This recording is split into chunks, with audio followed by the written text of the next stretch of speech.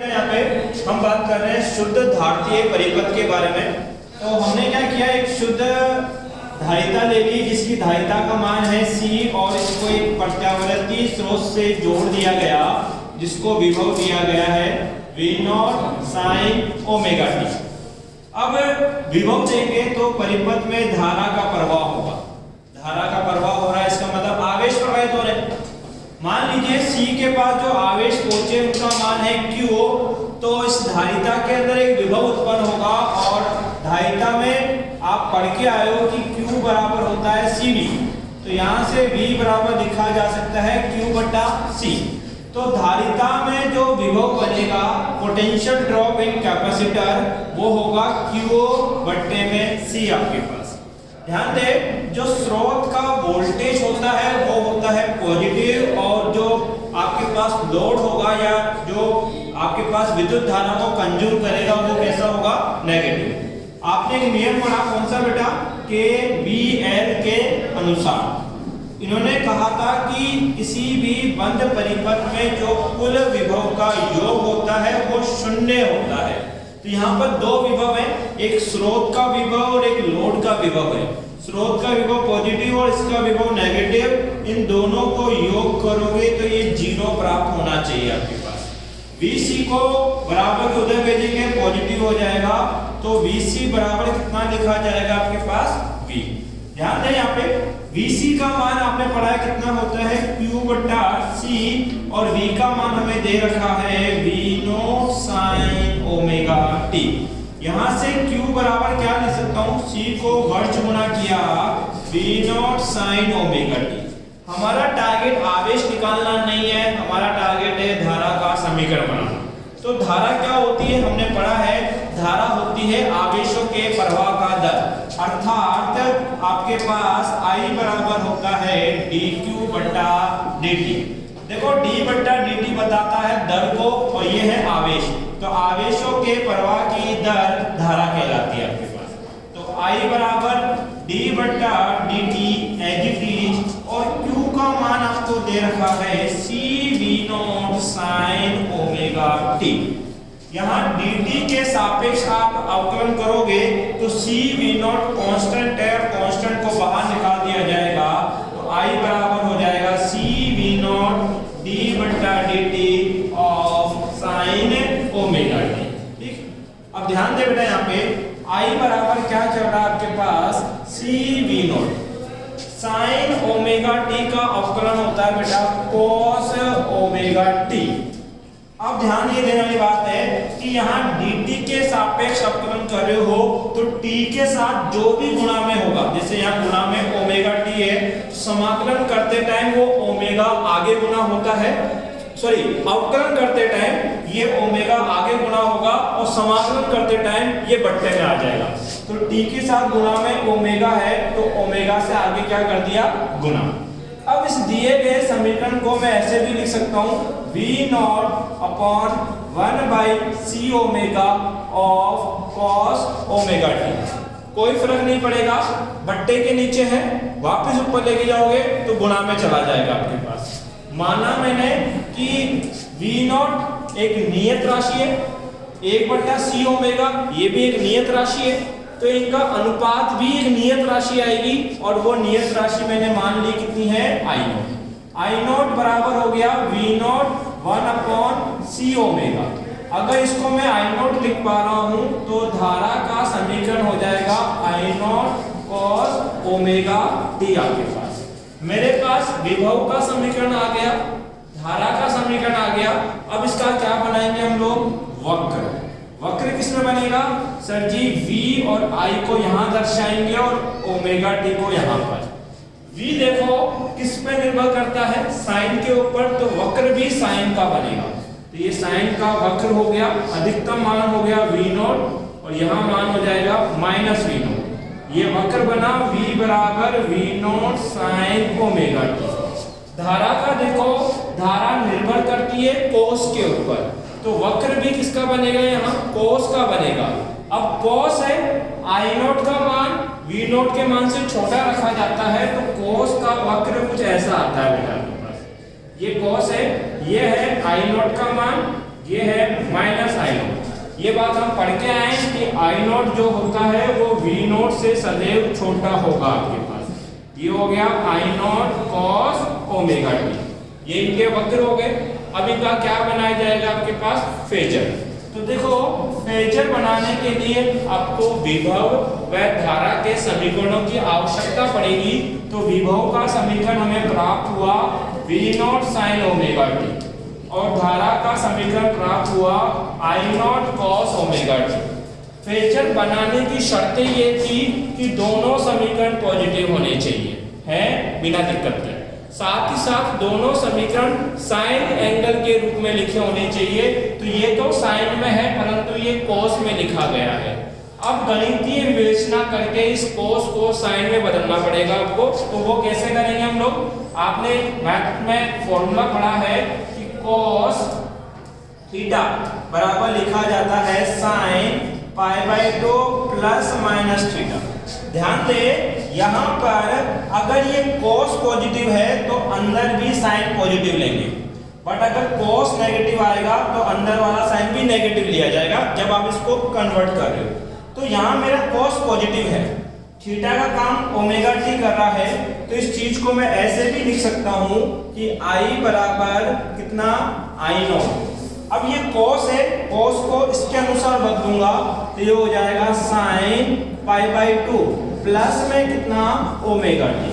cos positive इसलिए अंदर भी क्या लिया मैंने पॉजिटिव। अब ये pi by 2 plus omega T लिखो या omega T plus pi by 2 लिखो, बात एक ही रहेगी। तो omega T plus pi by 2, क्योंकि 2 प्लस 3 भी 5 ही प्राप्त होगा और 3 प्लस 2 भी 5 ही होगा आपके पास। तो ये आई का मान हो गया, ये विभव का समीकरण हो गया। दोनों समीकरण को पुनः चेक करो, दोनों पॉजिटिव हैं, दोनों साइन के रूप में लिखे गए हैं, अर्थात इन दोनों का फेजर बनाया जा सकता है। अब फेजर कैसे बनाओगे, फेजर बनता है x बाई तल के अंदर। सबसे पहले परिपथ में विभव आएगी तभी उसकी वजह से धारा बनेगी। तो जो परिपथ में पहले आया फेजर भी उसका पहले ही बनाया जाएगा आपके पास। तो सबसे पहले विभव को देखो, फेजर बनाना बताया था। यहाँ पर वी नॉट केवल यह दर्शाता है कि फेजर की रेखा को बड़ा बनाना है। साइन का फेजर नहीं बनता क्योंकि साइन वक्रीय ग्राफ होते हैं और फेजर में रेखीय रूप से दर्शाया जाता है। टर्म बच जाती है ओमेगा टी और ओमेगा टी का v के साथ संबंध है समानुपाती का। तो समानुपाती का संबंध सीधी रेखा, ये वी नॉट और ओमेगा टी पॉजिटिव है, इसलिए एंगल कैसा बनाओगे बेटा आप लोग, एंटी क्लॉकवाइज। दूसरी चीज की बात करते हैं, आई नॉट का ग्राफ बनाना है। तो आई नॉट ये बताता है कि इसकी रेखा छोटी बनेगी, साइन का बनेगा नहीं।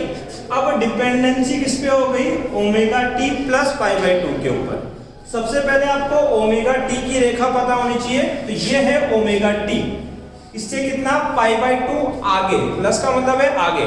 और जब पॉजिटिव एंगल होते हैं तो हम लोग एंटी क्लॉकवाइज मूव करते हैं। तो इससे 90 डिग्री इधर जाओगे तो ये इसका 90 डिग्री हो गया, ये हो गया आई नॉट और ओमेगा टी से कितना आगे, पाई बाय 2। देखो अगर रेफरेंस से नापोगे तो कुल एंगल हो गया omega T plus pi by 2। कुल एंगल था omega T plus pi by 2। ये इसका क्या बन गया आपके पास, फेजर। अब दूसरी संख्या की बात करते हैं। यहां से बेटा 2 स्टेटमेंट दिए जाते हैं और वो दोनों स्टेटमेंट आपके बुक के पीछे के अतिलघुरात्मक प्रश्न का हल बनता है। पहला स्टेटमेंट ये है, अगर मैं रेफरेंस ले लेता हूं धारा को, मान लो मैंने मान लिया ये धारा है कितनी, आई नॉट। ये कितना है, आई नॉट। ये कितना है, वी नॉट। आई नॉट और वी नॉट के बीच का कोण कितना बनता है, पाई बाय 2, 90 डिग्री है। आई नॉट से वी नॉट आगे है कि पीछे, सर आई नॉट से कहां जाना है, वी नॉट। जब आई नॉट से वी नॉट जाओगे तो आपको मूव करना पड़ेगा क्लॉकवाइज, और क्लॉकवाइज में एंगल नेगेटिव होते हैं, अर्थात वी नॉट जो है वो आई नॉट से क्या है, पीछे है।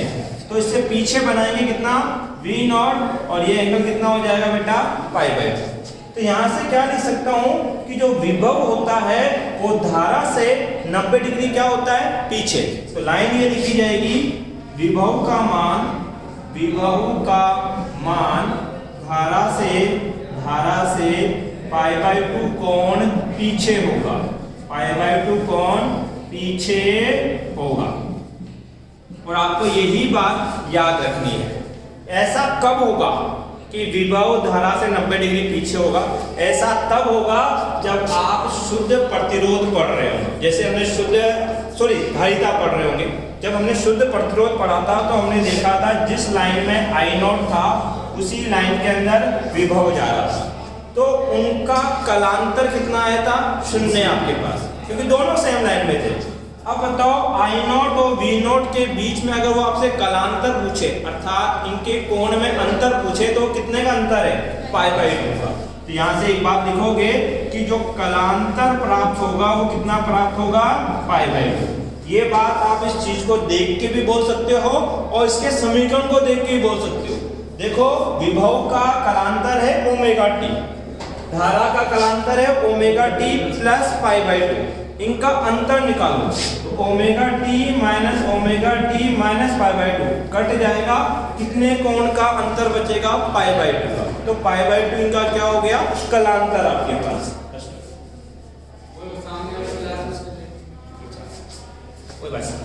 ध्यान देना, ये कलांतर की बात कर ली हमने। अब यहाँ पे एक नई राशि आप पढ़ोगे जो कहलाती है आपके पास कैपेसिटिव रिएक्टेंस। हिंदी में देखना बेटा क्या बोलते हैं उसको, एक मिनट।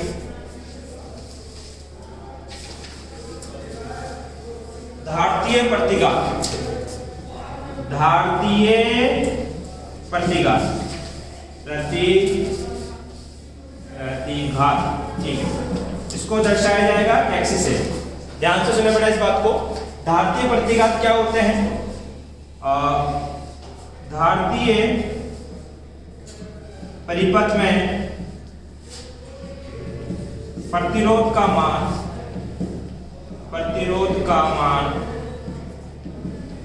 धारतीय प्रतिघात कहलाता है। धारतीय प्रतिघात कहलाता है। देखिए क्या कहना चाह रहा हूं, इस परिपथ में धारा का प्रवाह हो रहा है, तो कोई भी विद्युतीय परिपथ है उसमें धारा का प्रवाह हो रहा है, उसको विभव दिया गया है, तो उस परिपथ का कुछ ना कुछ प्रतिरोध भी रहा होगा। परिपथ में क्या जोड़ी आपने? धारिता। तो जो धारिता वाला परिपथ होता है उस परिपथ का जो प्रतिरोध का मान होगा वो प्रतिरोध का मान क्या कहलाता है? धारतीय प्रतिघात कहलाता है। और उस प्रतिघात को किससे दर्शाया जाएगा? x से c से। अब इस प्रतिघात का मान कैसे निकालेंगे हम लोग? ध्यान दें इस बात पे। अगर मैं बात करूं xc, तो आपने एक चीज मानी थी, लेट्स I बराबर कहां लिखा है? माना I0 बराबर होता है V0/c ओमेगा। I0 बराबर होता है V0/1/c ओमेगा। अगर मैं ओम का नियम लिखूं तो ओम का नियम कहता है I0 बराबर होगा V0 बट्टे में क्या? R आपके पास। यहां पर I0 और इस समीकरण को तुलना करो। यह समीकरण हमें इस डेरिवेशन से प्राप्त हुआ और ओम का नियम ये कहता है, तुलना करूंगा तो I0 की जगह I0 है, V0 की जगह V0 है, तो ये जो प्रतिरोध R है ये किसके तुल्य होगा? 1/c omega. तो R बराबर हो गया 1/c ओमेगा। अब ये प्रतिरोध है, इस प्रतिरोध को क्या लिखा जाएगा? प्रतिरोध को ही क्या बोलते हैं? धारतीय प्रतिघात। अर्थात ये बराबर होगा किसके बेटा? x c के मान के बराबर होगा। अगर मैं xc के मान की बात करूं और इसके मात्रक के बारे में लिखा जाए तो इसका मात्रक कितना प्राप्त होगा? ओम, क्योंकि xc प्रतिरोध के तुल्य है और प्रतिरोध का मात्रक कितना होता है आपके पास? ओम। अब आपके बुक के पीछे एक ऑब्जेक्टिव क्वेश्चन है जिसमें उसने पूछा है c ओमेगा का मात्रक बताओ क्या होगा। तो हम क्या बोलेंगे कि xc बराबर है c ओमेगा, तो c ओमेगा बराबर होगा 1/xc आपके पास। अब xc का मात्रक हमें पता है क्या होता है? ओम। तो 1/ओम, ओम का उल्टा करोगे तो ओम इनवर्स लिख दो, या फिर इसको क्या लिखा जाएगा बेटा? महो इनवर्स, ऐसा भी बना सकते हो आप लोग। तो आपसे पूछा जाए c ओमेगा का मात्रक क्या होगा, या तो ओम इनवर्स या महो। एक छोटा सा क्वेश्चन जो हमने यहाँ डिस्कस किया। अब देखिए यहाँ पर xc बराबर कितना आया? सी ओमेगा, और हम पढ़ के आए हैं कि ओमेगा बराबर होता है 2 पाई एफ, तो एक्सी बराबर हो जाएगा 1/c 2 पाई एफ। अब देखिए ये जो धारतीय प्रतिघात है ये इस आवर्ती के साथ कैसा संबंध रखता है, व्युत्क्रमानुपाती का। तो एक्सी व्युत्क्रमानुपाती है किसके, आवर्ती के। अब इनके मध्य अगर आप ग्राफ बनाना चाहो तो ये हो गया आपके पास आवर्ती और ये हो गया एक्सी, इनके बीच कुछ इस प्रकार का ग्राफ आएगा क्योंकि ये दोनों एक दूसरे के क्या है बेटा, व्युत्क्रमानुपाती। अभी डेरिवेशन पूरी नहीं हुई है, एक बार पॉज करें फिर आगे का बात करते हैं। अभी तक हमने बात की बेटा कि जो धारतीय प्रतिघात होता है वो आवर्ती के क्या होता है बेटा, व्युत्क्रमानुपाती। अब बात करने वाले हैं बेटा हम लोग इसकी शक्ति के बारे में। तो जो विद्युतीय शक्ति होती है वो होती है बेटा आपके पास VI की। तो यहाँ पे P बराबर V, विभव का समीकरण हमने पढ़ा था और विभव का समीकरण कितना प्राप्त हुआ था हमें, V0 sin ओमेगा t। धारा का समीकरण हमने निकाला था और धारा का समीकरण हमें प्राप्त हुआ I0 cos ओमेगा t। गुणा करोगे V0 गुना I0 sin ओमेगा t गुणा में cos ओमेगा t। इस राशि को मैंने 2 से गुणा किया और 2 से भाग कर दिया, कोई फर्क नहीं पड़ेगा। बट अब ये जो मैंने ब्रैकेट में लिखा है ये गणित का एक सूत्र बन जाता है 2 sin omega t cos omega t बराबर होता है sin ऑफ 2 ओमेगा t। इसको sin 2 ओमेगा t लिख देंगे तो P बराबर होगा V0 I0 by 2 of sin 2 omega t। अब हमें शक्ति का क्या बनाना है, वक्र। अगर शक्ति के वक्र की बात करूं लिख देते हैं शक्ति वक्र, शक्ति वक्र। तो यहां पर सबसे पहले विभव का वक्र बनाएंगे तो विभव निर्भर करता है साइन के ऊपर, तो वक्र भी बनेगा किसका, साइन का। ये ओमेगा t और अधिकतम मान हो गया V0 और ये हो गया माइनस का V। अब धारा निर्भर करती है कोस के ऊपर, तो वक्र भी बनेगा बेटा कोस का। तो ये हो गया मेरा कोस का वक्र, ये हो गई धारा I0, ये हो गई माइनस I0। अब ध्यान दें मैं वक्र बनाना चाहता हूं शक्ति का। शक्ति जो है वो धारा और विभव का गुणा है, गुणा होने की वजह से शक्ति के परिमाण में वृद्धि हो जाएगी, अर्थात शक्ति का जो परिमाण होगा वो V0 से भी बड़ा होगा और I0 से भी बड़ा होगा। शक्ति में वक्र किसका बनाना पड़ेगा, sin 2 ओमेगा t। ध्यान दे 2 ओमेगा t ये दर्शाता है कि उसी ओमेगा t समय अंतराल में कितने चक्र पूरे करने पड़ेंगे, 2 चक्र यहाँ पूरे करने पड़ेंगे आपको। तो हमने ये ओमेगा t समय अंतराल है, इसमें 2 चक्र बनाने हैं, तो शक्ति का वक्र कुछ ऐसा आएगा आपके पास इस प्रकार से। ये एक चक्र पूरा हो गया साइन का और ये हो गया साइन का दूसरा चक्र। तो ये है शक्ति का वक्र। तो ये sin 2 ओमेगा t का मतलब इसने कितने ही ओमेगा t अंतराल में कितने चक्र पूरे किए, 2। और दूसरा जो शक्ति का परिमाण होगा, परिमाण वो V0 से भी ज्यादा है और I0 से भी क्या है, ज्यादा। ये तो हमने वक्र बना लिया। अब हम लोग याद करेंगे क्या, इसका औसत मान। तो औसत मान हम लोग प्राप्त करेंगे बेटा समाकलन विधि द्वारा। तो औसत किस प्रकार से निकाला जाएगा, औसत शक्ति बोलेंगे उसको हम लोग, औसत शक्ति आपके पास। तो P एवरेज बराबर होगा 0 से T P dt, 0 से T 1 dt आपके पास। यहां पर 0 से T एच टी P का समीकरण दे रखा है V0 I0 बट्टा 2 sin 2 ओमेगा t। तो V0 I0 बट्टा 2 sin of 2 omega t dt बट्टे में 1 dt का समाकलन हो जाएगा बेटा आपके पास t। यहां पर dt के सापेक्ष V0 I0 by 2 कांस्टेंट है, बाहर निकाल लेंगे V0 I0 by 2 बाहर, 0 से t sin of 2 omega t of dt बट्टे में क्या चढ़ा है बेटा, t। ध्यान दीजिए sin 2 ओमेगा t का भी आपने वक्र बनाया। तो ये वक्र जितना पॉजिटिव है उतना ही नेगेटिव है, तो इसका औसत मान 0 प्राप्त होगा। या आप गणितीय रूप से सोल्व कर सकते हो, sin 2 ओमेगा टी का समाकलन कितना आएगा बेटा आपके पास 0, अगर आप dt के सापेक्ष सोल्व कर रहे हो। ये पूरा सॉल्यूशन 0 हो जाएगा, तो ये 0 से गुणा होके पूरी टर्म भी 0 होगी और बोला जाएगा कि औसत शक्ति का मान शुद्ध धात्रीय परिपथ में कितना प्राप्त होता है, 0 प्राप्त होता है।